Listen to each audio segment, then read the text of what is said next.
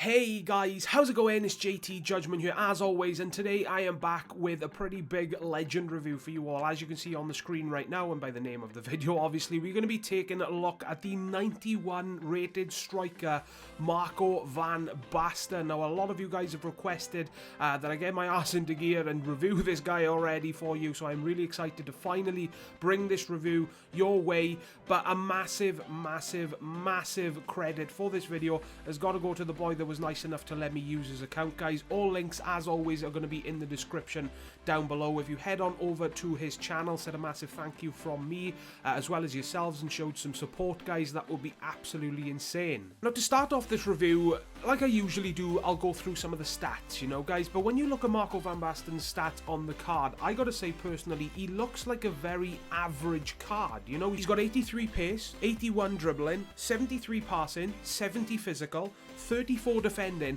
but what makes his card really stand out, guys, is that massive 94 shooting. And when you look at his in-game stats, guys, it does get a little bit better. 94 attack positioning, 93 reactions, 84 agility, as well as 88 jumping, sorry, my bad there, guys, 97 finishing, 97 shot power, 90 heading accuracy, as well as 85 on the long shot. So some of the best of the in-game stats for you there, guys. But if you want to know every single in-game stat for yourself, then all you have to do, guys, simply rewind the video and watch them for yourself. Now let me go through the weaknesses and pluses that I did find with this card, guys. I will go through the weaknesses that I did find first, one of which being one of the obvious ones. You know, if you guys don't already know, Marco van Basten's work rates are medium defensive and, wait for it, low attacking. Now those are work rates that you do not want to see on a striker. You know, it's just hell to play with. You know, he never attacks,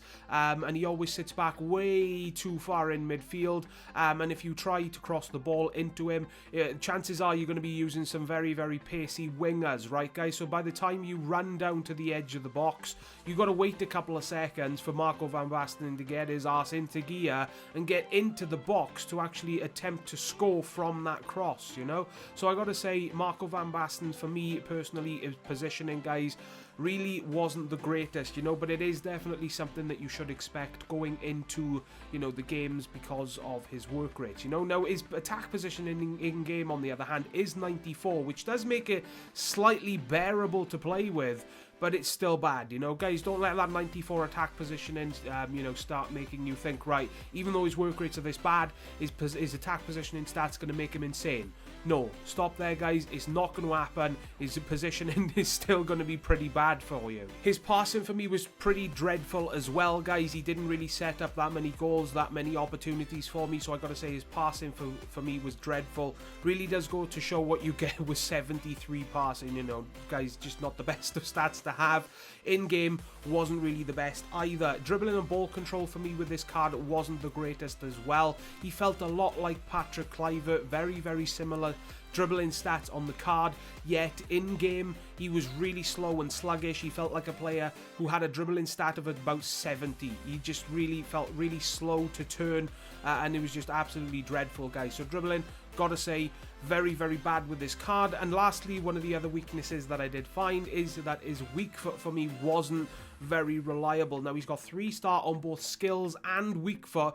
It's whether or not you guys want to call 3-star skills a weakness. Me personally, I don't think it's a weakness, because as long as a player can do, you know, the ball rolls, the fake shots, the roulettes, then they're good enough to be used, in my opinion, you know. And when it comes to skills, guys, don't underestimate the power of the fake shot, because I used and abused the fake shot with Marco van Basten, like I try to do with pretty much anyone that has 3-star skills, and he scored a couple of pretty decent goals for me, guys, as you're going to be seeing in the video. So guys, don't chalk him down to, you know, being a terrible player with only 3-star skills. Try using the fake shot. It's surprisingly effective, you know. With 3-star weak foot, I gotta say, he missed a lot of opportunities, easy opportunities inside the box. So weak foot, for me personally, from what it was like when I was using him, it was very unreliable. The positives that I did find, his pace was pretty decent for me. When he hit his top sprint speed, guys, he was outpacing a lot of defenders that, in all honesty, should have caught him, you know. And the way pace works in this game, it just made me enjoy using him that much more, you know. His shooting for me with his right foot is just, it's just wow, guys. Look at the goals. see for yourself. Absolutely insane, and I can really feel that 94 shooting when it comes to, you know, shooting with his right foot in this game. Aerial ability, no problems there, scored a couple of nice headers for me, but like I said, the only problem is his positioning is so bad. You've got to wait a few seconds while you wait for Van Basten to run into the box. You know, that happened on a regular basis for me, but when he does get inside the box, guys, 9 times out of 10, I gotta say he's gonna score from that cross, you know, because he jumps a mile in the air to get it, and the power he puts behind a header is crazy, guys. And the last plus that I gotta say, guys, is his strength. He was bullying defenders, guys. He was keeping the ball fairly easily. No, actually, guys, not fairly easily, very easily. Players were really struggling to muscle Van Basten off the ball, so that made me enjoy using him that much more as well. So when it comes down to it, guys, Marco Van Basten was a pretty decent striker for me. Don't get me wrong, even though he's got quite a couple of weaknesses, he was still a fairly decent striker for me. I got to give him a final score of 8.5 out of 10, which is a very, very good rating, don't get me wrong.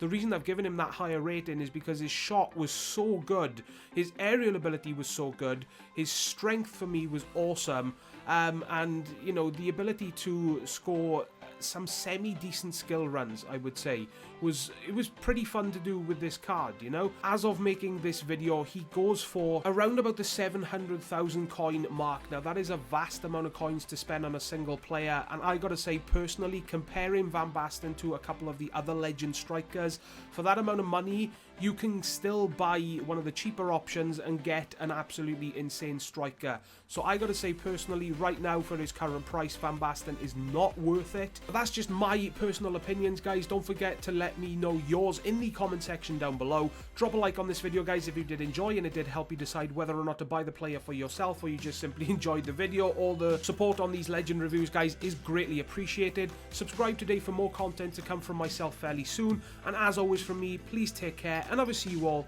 next time. Ta-da, guys.